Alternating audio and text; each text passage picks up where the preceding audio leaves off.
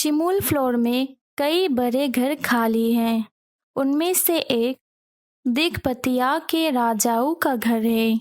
एक समय था, पवन के पिता उस राजा से बहुत परिचित थे, इसलिए पवन सेवा के लिए शिमूल तला गए। पवन के पिता की मृत्यु हुई 3 साल हो गई।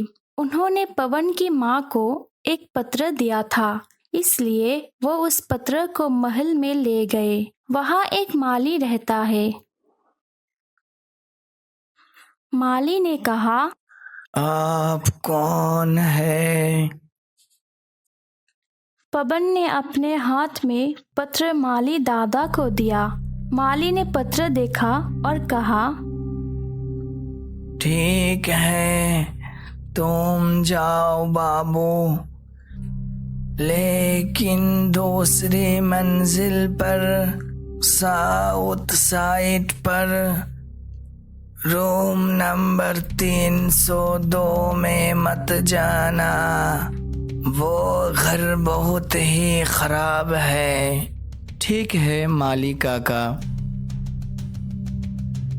फिर पवन और उसकी माँ वो दोनों अपने कमरे में जाने लगे।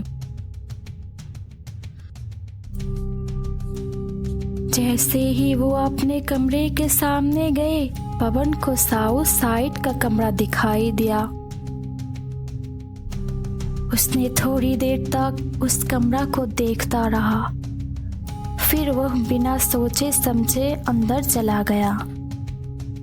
फिर वो बिना सोचे समझे अपने कमरे की तरफ चला गया।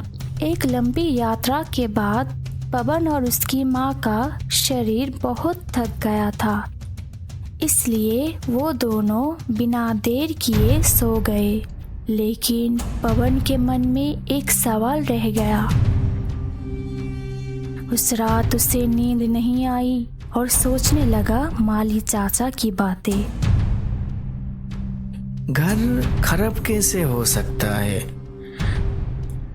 माता पिता बूढ़े लड़कों से मिलने के लिए मना करता है, लेकिन घर कैसे खराब हो सकता है? यही बातें सोचते सोचते पवन सो गए। 2-3 दिन रुकने के बाद शिमूल तला में बहुत सी चीजें देखने को मिली, लेकिन पवन को दक्षिणी के 302 नंबर घर देखने की ज्यादा इच्छा थी। एक दिन उसने माली दादा से कहा, माली दादा, आप वो 302 नंबर घर मुझे दिखा सकते हो क्या? नहीं बाबू, वैसे बात नहीं बोलते। वो घर बहुत ही खराब है। जो एक बार जाते हैं वो वापस कभी लौट कर नहीं आता। पवन ने पूछा, क्यों माली दादा, उस कमरे में क्या है? माली ने कहा, नहीं बाबू, मैं ऐसा कभी नहीं कर सकता। उस रात पवन ने कुछ नहीं कहा। पवन ने मन मन में सोचा, आज मैं देखूंगा कि 302 नंबर रूम में क्या है। माली दादा उस घर में क्यों नहीं जाने दे रहा? रात को पवन चुपचाप उस घर में चला गया। जब रात के 2 बजे तो पवन का आँख खुल गया। बिस्तर से उठकर पवन, घर की खिड़कियां अंदर से बंद है। दरवाजे पर कान लगाते ही महसूस हुआ कि उस कमरे में कोई जोर जोर से सांस ले रहा है। घर के अंदर क्या है? जाऊं या नहीं जाऊं? जो हो जाए देखना है मुझे। पवन ने दरवाजे पर कान लगाया।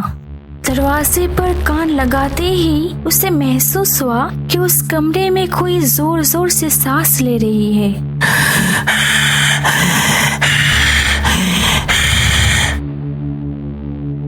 क्या है ये जो सांस ले रहा है? कौन है ये? मुझे देखना है। पवन ने ताले को कई बार हिलाया,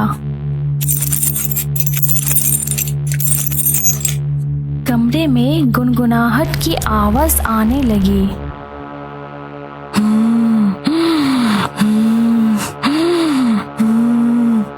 पवन थोड़ा डर गया और वहां से भाग गया और वो वहां से उसी वक्त अपने कमरे की तरफ भाग गया। अगले दिन दोपहर में उसने अपनी मम्मी से कहा, मम्मी, तुमसे एक बात पूछनी थी। उस कमरे में कोई तो है जो कल रात जोर जोर से सांस ले रहा था। हो सकता है राजाओं का सामान। पवन के माँ मुस्कुराकर बोली, हट पागल, इसमें फिर कौन होगा? वो घर कब से बंद है? क्या वहाँ कोई हो सकता है?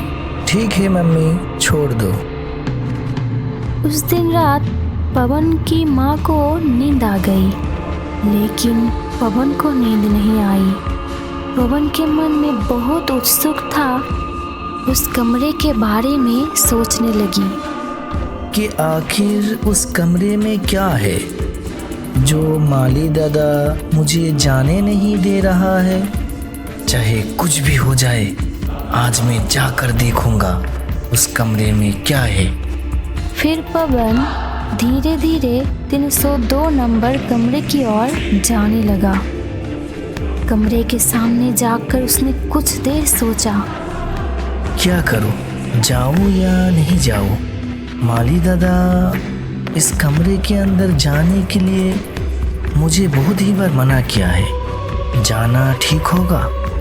चलो जाकर देखूंगा क्या है। फिर पवन बिना किसी डर के कमरे के अंदर चला गया। जैसे ही वो कमरे में दाखिल हुआ, अचानक फिर से सांस लेने की आवाज पवन के कानों में आई।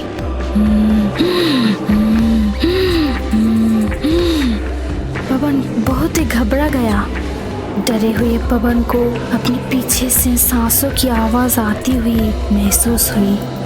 वो पीछे पलट कर देखा। यहाँ पर तो कोई नहीं है।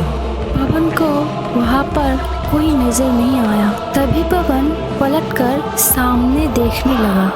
ठीक उसी वक्त उसके सामने एक भयंकर आत्मा को देखा, जो सफेद साड़ी पहने हुए थे, जिसके बाल हवा में उड़ रही थी, जिसके शरीर में खूनों जख्म थी। वो आत्मा सफेद साड़ी पहने हुई थी, जिसकी आंखें लाल है और शरीर में कटी हुई जख्म है। ही हा हा हा हा हा। अब तू कहाँ जाएगा? मैं तुझे कच्चा चबा जाऊंगा। तुझे तो मैं पकोड़ा बनाकर खाऊंगा। ही हा हा हा हा। नहीं, आप मुझे छोड़ दो। मैंने आपका क्या बिगाड़ा है? मुझे जाने दीजिए। फिर भयानक आत्मा पवन को अपने वश में कर लिया। फिर आत्मा कहने लगी, मेरे पास आ और करीब आना, मेरे पास आ। जैसे ही पवन आगे बढ़ने वाला था, माली दादा आए और उसका हाथ खींचते हुए बोले। माली ने कहा, तुम कहाँ जा रहे हो बाबू? फिर पवन की सिसकारी लौट आई। मैंने तुम्हें यहाँ पर आने के लिए मना किया था, लेकिन तुमने मेरी बात एक भी नहीं सुनी। आखिर इस कमरे में आ ही गए हो। फिर पवन सारी बात माली दादा को बताया। माली दादा ये बात सुनकर मन में सोचने लगा कि ये कोई अच्छी बात नहीं है। लगता है कि किसी साधु के पास जाना है। फिर माली दादा ने पवन से कहा, ठीक है बाबू, तुम अपने रूम में जाकर सो जाओ, और हाँ, बाहर खबरदार मत निकलना। ठीक है माली काका। फिर पवन अपनी माँ को सारी बात बताया जो कल रात उसके साथ हुआ था। ये बात सुनकर पवन की माँ डर गई और अगले ही दिन माली दादा और पवन की माँ एक तांत्रिक को बुला कर लाया। तांत्रिक ने कहा, कल रात तुम्हारे साथ क्या हुआ था बाबू? पवन तांत्रिक को सब खोलकर बताया कि कल रात उसके साथ क्या हुआ था। तांत्रिक ने पवन की ओर देखा। तांत्रिक को कुछ महसूस हुआ और उसने एक ताबीज निकाला और पवन के हाथ पर बांध दिया।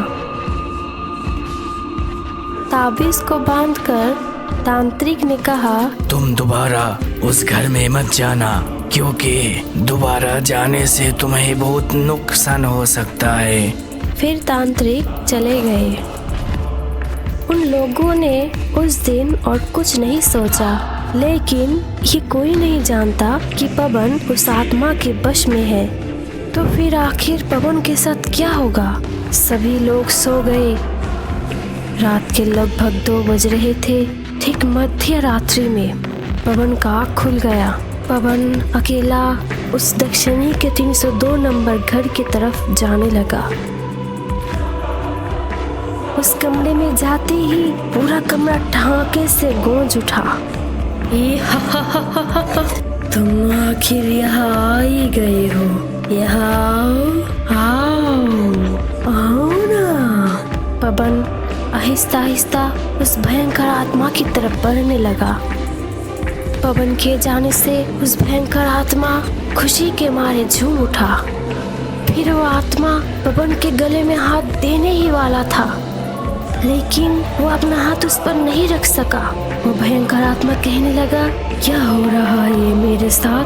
उसने फिर कोशिश की, लेकिन ऐसा नहीं कर सका। उसने देखा कि पवन के हाथ में एक ताबीज लटका हुआ है और पवन चुप करके खड़ा है, क्योंकि वो उस भयंकर आत्मा के वश में है। फिर पवन को थोड़ी देर बाद होश आता है। वो डर के मारे चिल्लाने लगता है। फिर उस भयंकर आत्मा कहने लगी, तू मेरे हाथ से नहीं बच सकेगी। तू जहाँ भी जाए, आज मेरे हाथ से तुझे कोई बचा नहीं सकता। आज तो तुझे मरना ही है। वो भयंकर आत्मा कहने लगी कि तुम मुझसे बिल्कुल भी मत भागो। मैं आज तुम्हें मार डालूंगा। कोई ताबीज तुम्हें बचा नहीं सकता। आज तुम मेरे हाथ से नहीं बच सकोगी।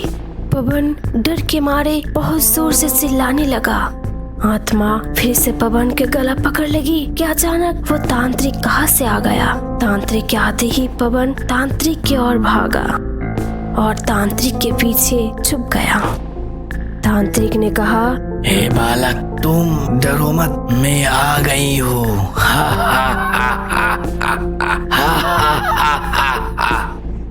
तांत्रिक ने आत्मा से कहा, तू यहाँ क्या चाहती है? भयंकर आत्मा कहने लगी, उसने मेरे काम में बाधा डाली है। मेरे घर आया और मुझे परेशान किया। मैं उसे नहीं छोड़ूंगा। चुप कर, वो एक छोटा लड़का है। वो एक छोटा लड़का है। वो तुझे क्या नुकसान पहुंचाएगा? और तू उसे लेकर क्यों पड़ी हुई है? मैं कहती हूँ उसे छोड़ दे। और हाँ, उसे बश में क्यों किया? उसके ऊपर से बश को हटा ले, नहीं तो मैं तुझे बश में कर लूंगा। ही हा हा हा हा, ही हा हा हा हा। तांत्रिक के बात सुनकर आत्मा डर गई और कहने लगी, ठीक है, मैं उसके ऊपर से बश को हटा देती हूँ, लेकिन उसे कह देना कि वो मुझे डिस्टर्ब ना करे और मुझे परेशान ना करे। फिर तांत्रिक ने कहा, ठीक है, वो तुझे कभी नहीं डिस्टर्ब करेगा। तू मुझसे वादा कर कि इस राजमहल को छोड़कर हमेशा के लिए चला जाएगा और दोबारा लौटकर कभी नहीं आएगी, नहीं तो मैं तुझे खत्म कर दूंगा। ही हा हा हा हा हा, ही हा हा हा हा। आत्मा कहने लगी, ठीक है, मैं ये राजमहल को छोड़कर चली जा रही हूँ। फिर आत्मा चली गई। तांत्रिक ने पवन के माँ से कहा, पवन अभी भी बच्चा है, उसे इधर उधर घूमने मत देना, और कभी भी कुछ हो जाए तो मेरे पास जरूर आना। फिर तांत्रिक और माली दादा मिलकर उस घर को पूरी तरह बंद कर दिया और तांत्रिक ने माली दादा से कहा, माली, इस घर को दोबारा कोई भी भूल कर ना खोले, ये बात हमेशा याद रखना। फिर तांत्रिक चले गए। उसी रात पवन की माँ सोचने लगी कि यहाँ हम और नहीं रहेंगे और अगले ही दिन सुबह घर लौट जाएंगे।